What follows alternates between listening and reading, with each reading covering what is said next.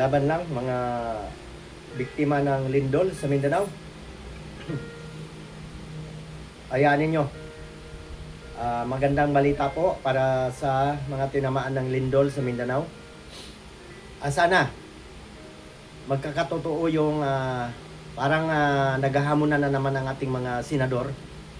Ang aking sweldo 300,000. Ayun, nasa hindi nakakaalam kung na balita. Hindi na ako magbanggit kung sino-sino mga tao, pero napakaganda pong pakinggan kung matutuloy.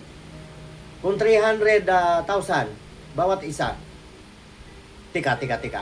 Bibilangin natin. Ay, kayo na po magko-compute. Hindi na po kasali si Jingo Estrada, ha? Kasi hindi siya kukuha ng sahod habang siya ay nakadetine. Hindi daw siya kukuha ng sahod. Sana yung iba di na natin magitin. Biro mo kung halimbawa 20 lang 20 na 300,000 Ha? Ikakal ka nyo na. Wag na, mahirapan ako magkwenta. Napakalaking pera. Ibig sabihin, kung magkaisa na talagang totohanan, susunod yung iba. Nasaan yung mga mabibili sa bunganga dyan na palaaway na kala mo kung sinong mga siga Kayo mga brother kayo, galing lang kayo sa bunganga yan, patunayan ninyo kung kayo makatao. Ayun, sweldo niyo yung 300,000 na bawat isa, i-donate niyo sa Mindanao. Yun banggitin ko na yung nagsabi ng unang-una. Si kagalang-galang Senador Lacson. Ping. Ayan alam niyo kay si senador na yan ano yan Ibig sabihin makamasa din yan. Patutunayan ninyo kung kayo ay mabait sa kapwa, hindi kayo madamot, hindi kayo mukhang pera. I-donate ninyo po ang inyong sahod sa isang buwan lang naman Napakalaki pala ng pera ninyo, kaya pala kayo nag-aagawan na dyan kapito ko kayo 300,000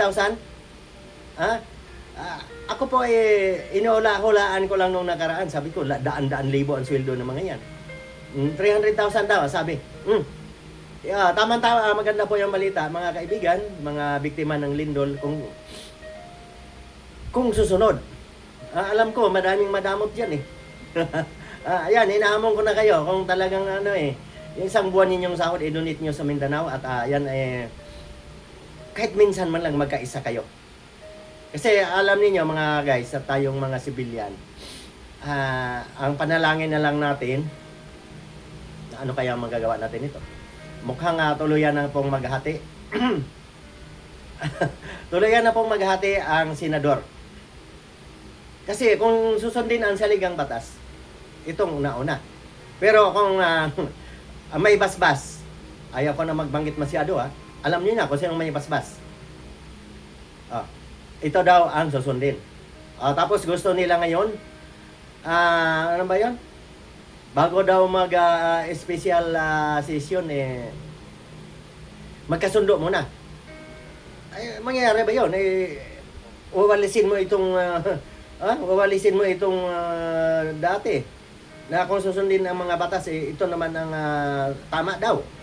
Ayaw ko pong ako po diretso po ako, wala pa akong kinakampihan. Tama daw. Tapos itong mga appointees, yun yung ang gusto. Ang gusto ng may basbas. Hindi talaga yan. Malabo magkasundo yan. Bahala na. Tayo na lang po mga simpleng mamamayan ang magsikap. At dublihin na lang natin ating sipag. Para siguro kung maraming makuha ang buwis yung mga yan, magsawa yan sa kakalamo ng pera Hindi na yan magiging corrupt kung talagang sa ibang bansa, mga yamang bansa wala akong masyado marinig na corrupt.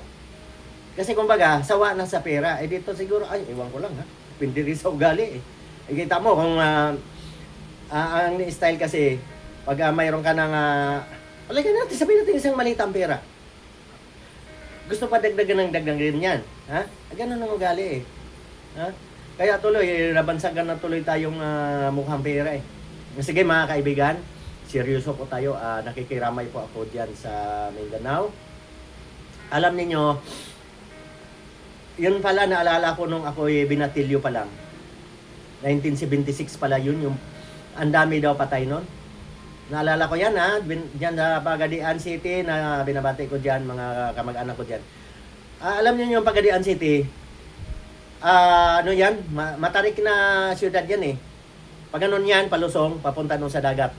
Pero alam ba ninyo, yung mga nandun doon sa tabing dagat, halos na ubos yan, papuntang Pitugo.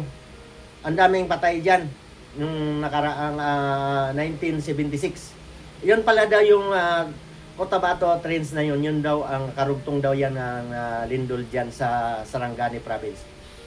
Patuloy po tayong mag-iingat, magdarasal. At nakikita naman natin na may natutunan naman ng mga teacher, mga estudyante. Ganun po, lalabas po sa plaza, napakaganda pong hindi natarantay mga teacher. At maganda yon kasi umaga pa, nandoon pa yung mga magulang. Unang pasok, nakabantay pa yung mga magulang doon. Kaya po natawag po yung mga anak. Pero alam niyo sa mga kaibigan, dito po sa Maynila, meron po din pinangambahang the big one. Ito po, ang aming butihing mayor, ang Santa Rosa, Laguna, mayroon po kaming may pinamahagi po ditong emergency go bag. May mga gamot po yan, kompleto po yan ng mga, halimbawa, panandali ang panlunas ba? Kung ikaw ay maipit man sa guho. Kasi iba po dito, sa Maynila, hindi naman po ako sana nananakot na tayo po yung patuloy na manalangin. Iba po sa Mindanao, nakita ko po yung yung lupa talagang gumuguho. Pero wala masyadong tao eh. Kung dito sa Maynila na tamaan ng malakas na lindol, ay napakarami pong tao.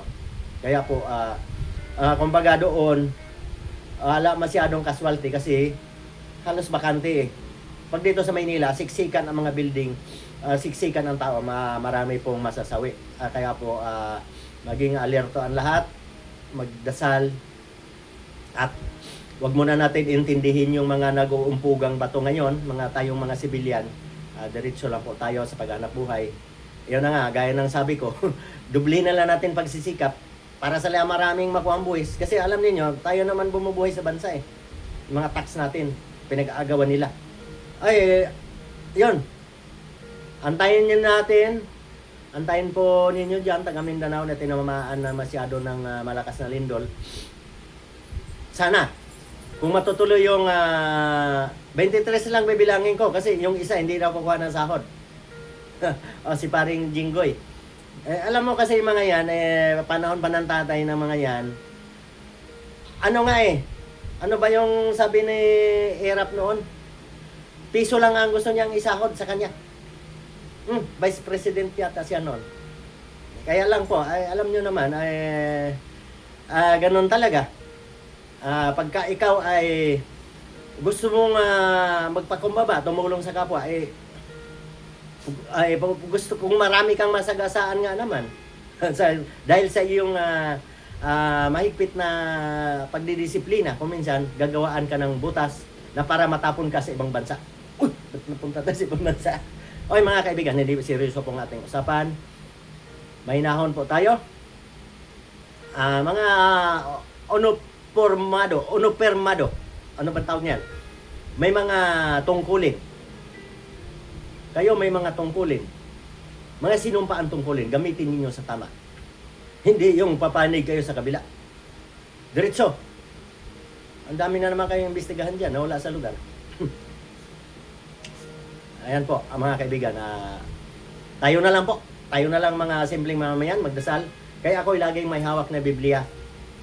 Kung masusunod lang po ang laman nito, wala pong kaguluhan. Kaya lang, noon pa man, hindi na magkasundo ang tao. Noon pa man, panahon ni Jesucristo. Kaya po, laging nating isipin, doon tayo sa matuwid na daan, huwag tayong pupunta sa paliko-liko. Maraming salamat, ingat lang po palagi.